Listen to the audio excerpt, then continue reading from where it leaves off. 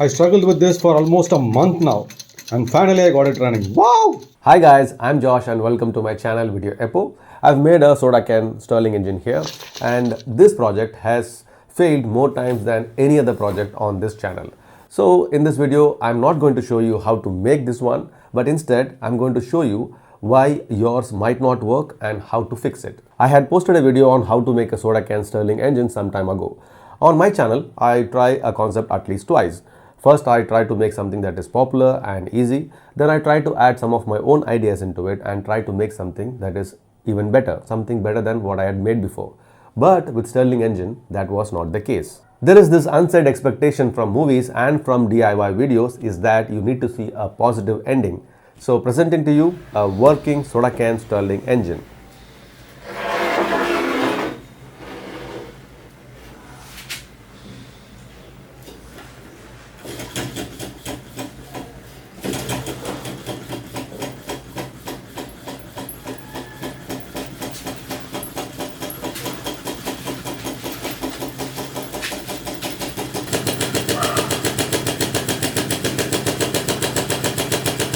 Although this is not the intended version 2 of the Stirling engine that I wanted to make, I made it so that it can authenticate whatever I'm about to share in this video.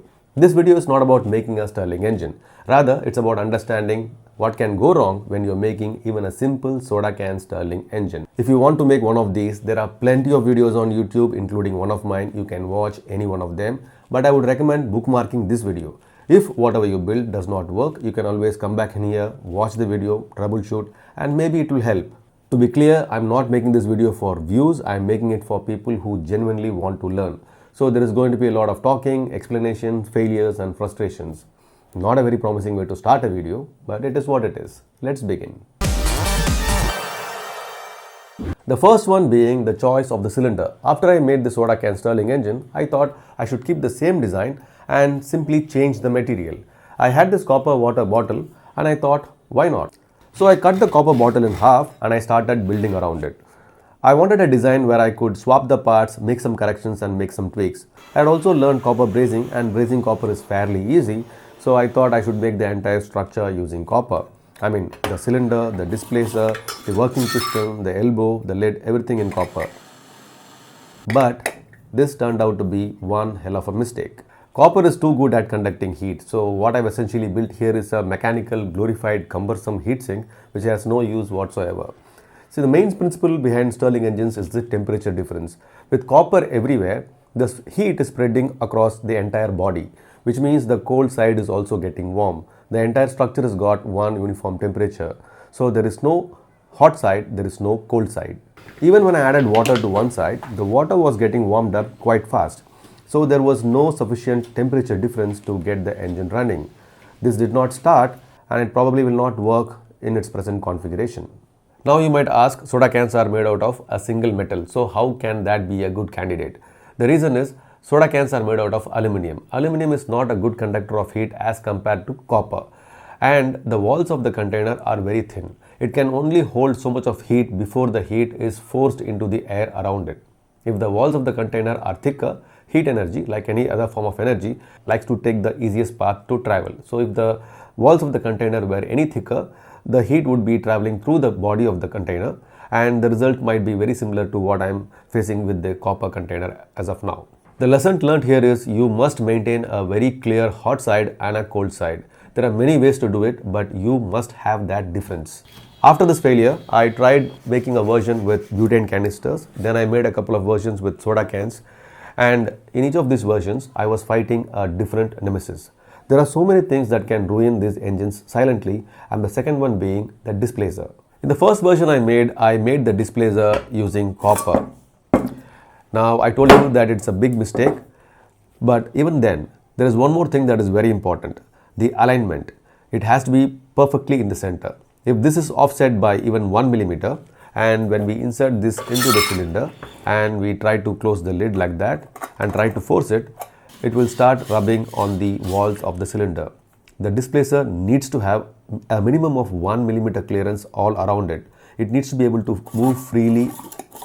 If the displacer touches the walls of the container, there are three common mistakes that can happen. It will restrict the flow of air, The heat will transfer to parts where it doesn't need to, and it will introduce friction in the system. All of these are bad news. The best option is, and what most people use, is steel wool. It is flexible, it is lightweight, air can pass through it, and most importantly, even if the alignment is not accurate, it can tolerate it a lot better. So in my opinion, after trying a lot of these things, I would say steel wool gives you a better chance of success. Next, let's talk about the top cover. So in a soda can Stirling engine, the top lid is actually another soda can. So it fits naturally and it does not deform the diameter of the cylinder itself, which is very important. In my case, I've made a flange system here. So I've braced the flange here. So because of thermal expansion, it started causing some bends and some kind of leaks. So the method itself is not wrong, but in case if you're going to do something like this, I would recommend using a material that is somewhere between 3 to 5 millimeter, so that when you apply, you close the lid like that, and when you tighten the nuts and bolts, it does not deform. In my case, I had to pack it with high temperature silicone sealant, wait for 24 hours, and when I started tightening the nuts and bolts, it started bending and started causing some leaks, which is not very ideal. I had to tweak it a lot to get it airtight. There are three things that you will have to be mindful. The top lid needs to be airtight. It should not deform the shape of the cylinder, and it should not interfere with the movement of the displacer. Alright. Next, let's talk about the crankshaft. For the crankshaft, I've used bicycle spokes. Bicycle spokes come in various gauge, 12 gauge, 14 gauge, 10 gauge. I've used 14 gauge. 14 gauge is quite easy to cut, it's quite easy to bend, and once bent, it's quite rigid. I had also made a crankshaft using 10 gauge bicycle spokes and also using wire connectors, having soldered them. It was quite impressive, but it was quite heavy also, and I could not use it in any of my projects. So the torque in a Stirling engine is very low, so you'll have to reduce weight wherever you can, and simply bending a 14 gauge spokes will help you. Also, if you are going to use wire connectors to connect the connecting rods, I would recommend making holes in such a way that you have access to the adjustment screws. Also, if you're going to bend the crankshaft at exactly 90 degrees, I would recommend pushing the wire connectors before making the bends. Otherwise, it will be very difficult to push the wire connectors across the 90-degree bend.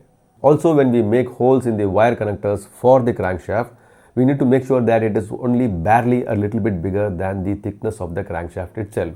That's because the displacer throw is about 30 millimeter and the working piston throw is about 15 millimeter. So if you have a play for about 1 millimeter, that's going to become 2 millimeter, and that's a huge margin. So it will determine whether the engine is going to work properly. Sometimes it may not even work. So for the crankshaft, 14 gauge cycle spokes works best if you make the bends properly, and I will talk about the alignment of the bends later in the video. I have seen videos where people make open-ended working piston, but good luck making one of those without any proper tool.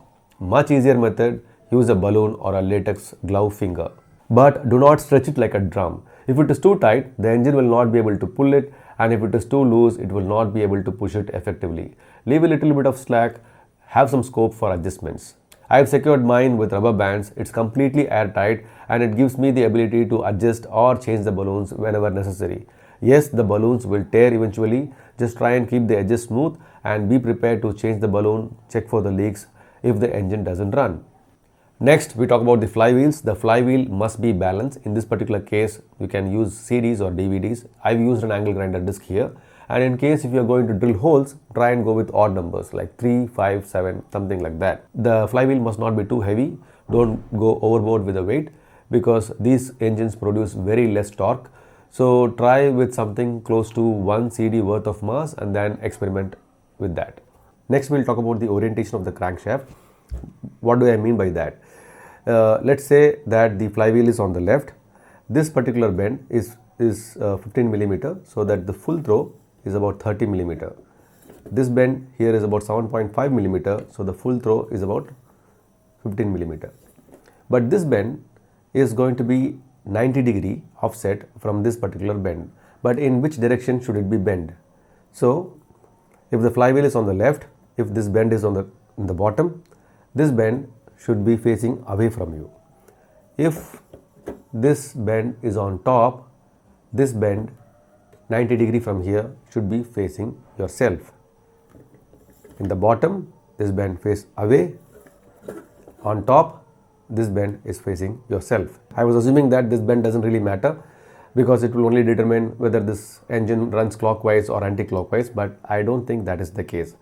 This particular configuration has worked, so try and follow this. Some general suggestions: if your engine runs weakly, maybe you can add some ice and add some cold water to force the temperature difference, and you should make sure that there are no leaks in this system, and you need heat, not flame or fire. So in case if you're trying to heat it up too much by adding more flame, it can cause the plastic parts to melt or any wooden parts if you have to burn away. So that has to be avoided. If all of these points are taken care of, the engine might work, and if it doesn't, please don't be disappointed. Small engines like this are unforgiving, but if you understand, they will teach you more than any project ever will. There are many versions of Stirling engines like Alpha, Beta and Gamma, but the points discussed here in this video can be applied to any of these engines. Follow the points discussed in this video and you will have a better chance at success. Good luck with your project. I will see you in another interesting video very soon. Until then, bye-bye.